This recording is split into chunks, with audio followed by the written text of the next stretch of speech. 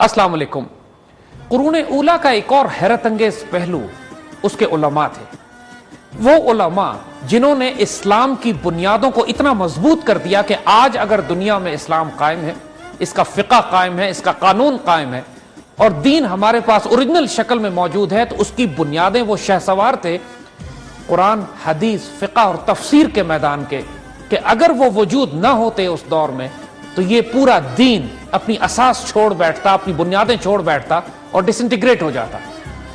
आज उसी तरह के चंद हैरत अंगेज वजूदों का हम मामूली सा तारुफ आपको कराने की कोशिश करेंगे, क्योंकि कुरून उला के दौर में जहां एक तरफ मुसलमान शहसवार, मुसलमान तलवारें उम्मत को दूर दूर तक दुनिया के चारों कोनों तक फैला रही थी, दीन का दिफा कर रही थी, इसी तरह बहुत बड़ी तादाद में उलमा, स्कॉलर्स, दानिश्वर, फलसफी और मुसलमान मिस्टिक्स वो इस दीन की रूहानी और दीनी असास को संभाल कर बैठे हुए थे।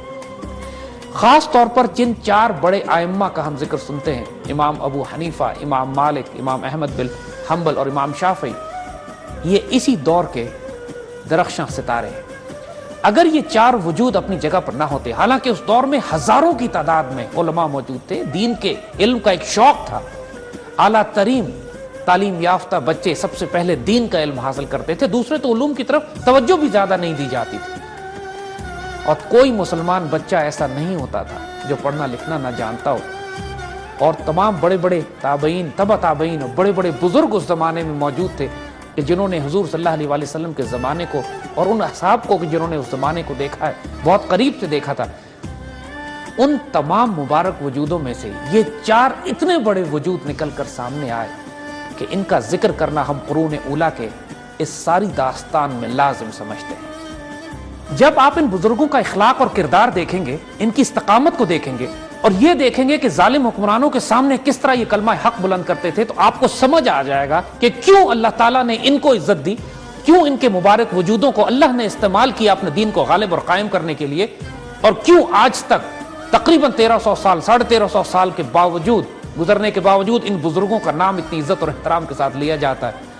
ये तमाम औलिया अल्लाह थे, इन तमाम की ग्राउंडिंग, इन तमाम की बुनियाद रूहानी थी।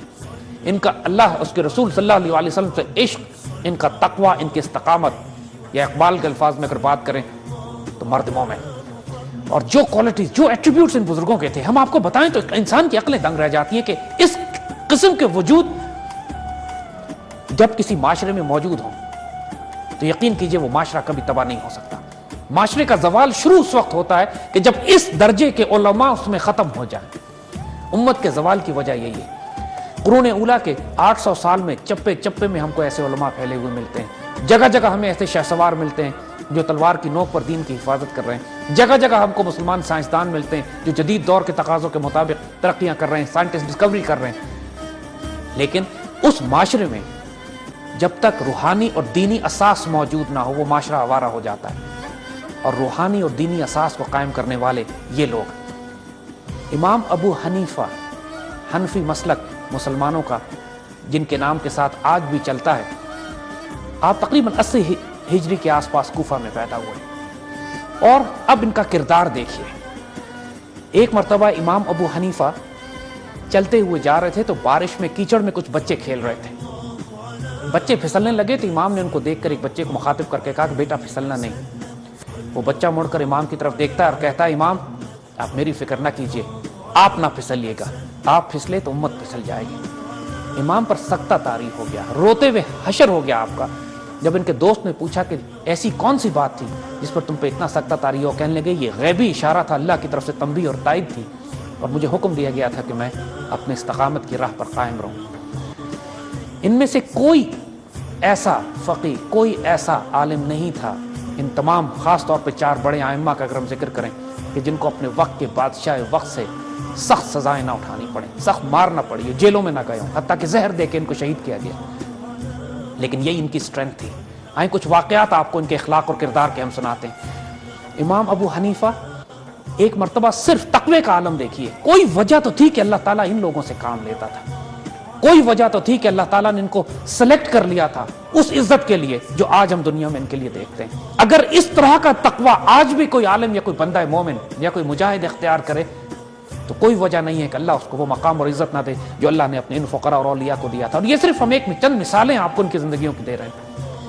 ایک مرتبہ امام ابو حنیفہ کہیں سے گزر رہے تھے کہ دو بوڑھی عورتیں آپس میں بات کر رہی تھیں. ایک عورت نے دوسرے سے کہا تم نے دیکھا یہ امام ابو حنیفہ جا رہے ہیں عشاء کے وضو سے فجر کی نماز پڑھتے ہیں. حالانکہ امام اس وقت تک ایسا کرتے نہیں تھے لیکن ان کے بارے میں لوگوں کا تاثر یہ تھا. امام نے سنا تو کانپ کے رہ گئے, گھر واپس پہنچے اور اس کے بعد کئی برس تک عشاء کے وضو سے تہجد کی نماز فجر کی نماز پڑھتے رہے, اس خوف سے کہ کہیں اللہ تعالیٰ کے حضور ان سے یہ سوال نہ کر لیا جائے کہ تم نے ایسا حلیہ کیوں بنایا ہوا تھا کہ لوگ تمہیں نیک سمجھتے اور تم اتنے نیک تھے نہیں. تو کہیں لوگ مسلمانوں کا گمان ان کے بارے میں غلط نہ ہو جائے, تو اس گمان کو پورا کرنے کے لیے اپنے اوپر اتنی بڑی آزمائش ڈال دی. ایک دفعہ ان کی محفل میں کسی شخص نے آ کے اطلاع کر دی کہ اس کی بکری گم ہو گئی ہے. اس خوف سے امام ابو حنیفہ ایک طویل عرصے تک بکری کا گوشت نہیں کھاتے تھے کہ کہیں وہ چوری کی بکری کسی قصاب کے ہاتھ نہ چلی گئی ہو اور اس قصاب نے اس گوشت کو بازار میں بیچ نہ دیا ہو. کوئی اندازہ کر سکتا ہے اس تقوی کا؟ آپ کپڑے کے تاجر تھے. ایک مرتبہ ایک عورت آپ کے پاس ایک کپڑے کا تھان لے کر آئی اور کہتی ہے امام یہ 100 درہم میں مجھ سے خرید لیجئے. فرماتے ہیں نہیں یہ قیمت کم ہے, 200 درہم قیمت کم ہے. وہ عورت کہتی ہے ٹھیک ہے آپ اگر زیادہ دینا چاہتے ہیں 200 درہم دے دیجئے. امام نے کہا نہیں اس کی قیمت 500 درہم ہے, میں تمہیں 500 درہم میں تم سے یہ خرید لیتا ہوں.